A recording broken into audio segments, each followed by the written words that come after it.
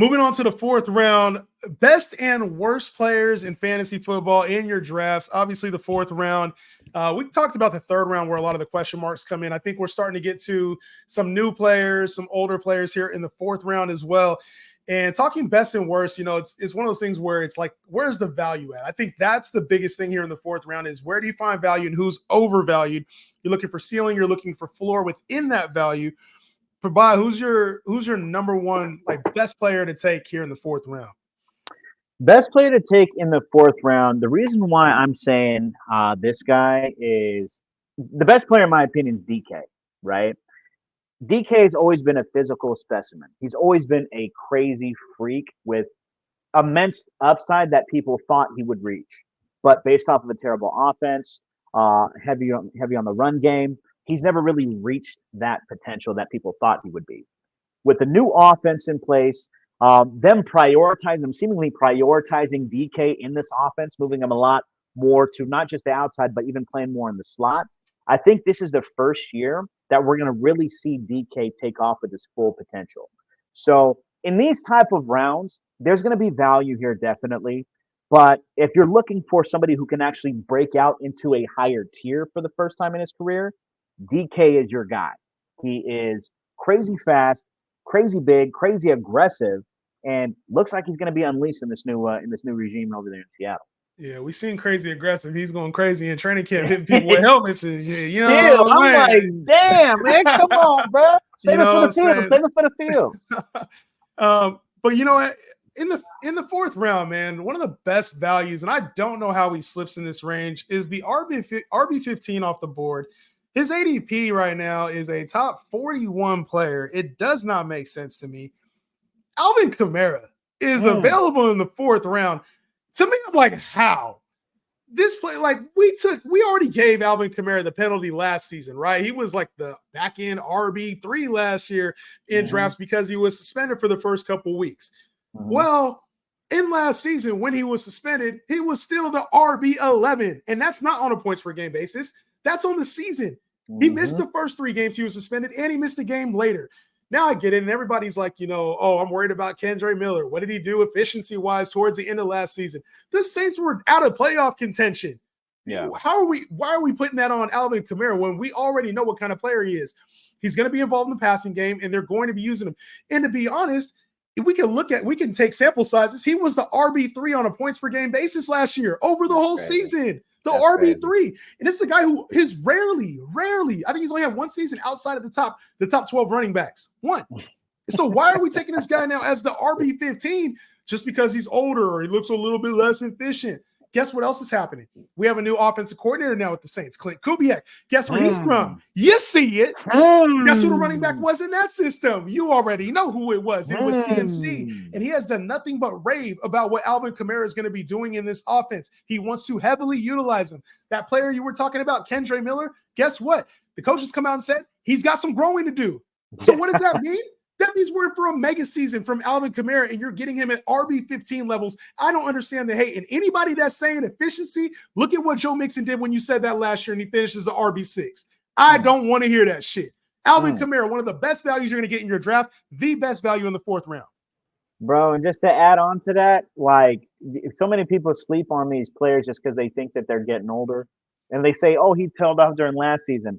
That was Jameis Winston who didn't throw the running backs the ball last season towards the end of the last season. So, them PPR points still gonna be there for you, bro. Yeah, they was playing with Jamal Williams and shit at the Yeah, end, man. yeah, man. And Kendrick Miller, man, come on, bro, get him out of here, man. Look, we talked about best values here in the fourth round, and obviously we got to come to the worst values. And I think a lot of these picks are going to be centered around value. At least that's what I think. And maybe you can tell me otherwise if you think that. Yeah. But I think value is kind of where we're going to start to be like disagreeing with fourth round value. Who's one of the worst picks I would say here in the fourth round for you, man? Yeah, the worst pick in the fourth round for me, to be honest with you, it's not even that hard. Going at wide receiver 20 is Jalen Waddle, right? I don't see much upside with Jalen Waddle. Like I know that they're going to. This is Tyreek's team. First off, I think people are living off the past where he set the record his rookie year for receptions. Now his reception, then his reception went down, but his yards went up. listen, this is Tyreek's team, but not only is it Tyreek's team, are they feeding Tyreek the rock crazy?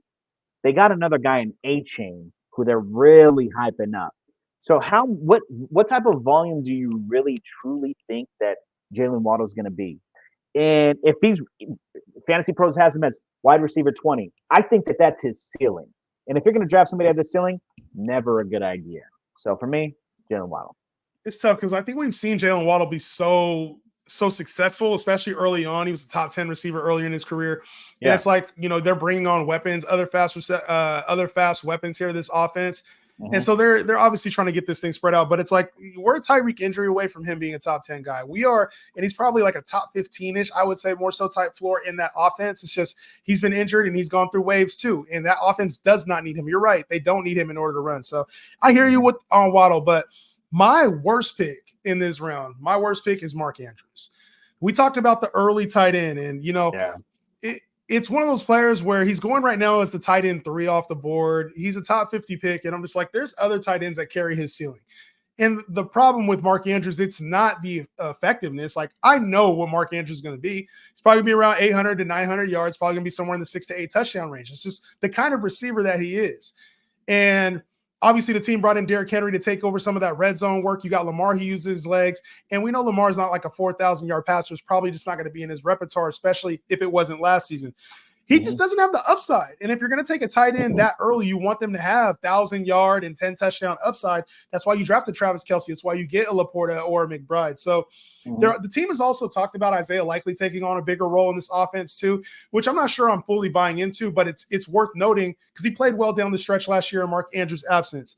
I like Mark Andrews and in real football a lot more than I do in fantasy. I think his upside is limited, and he does carry a pretty decent floor, but I think I could say the same for a few tight ends going after him.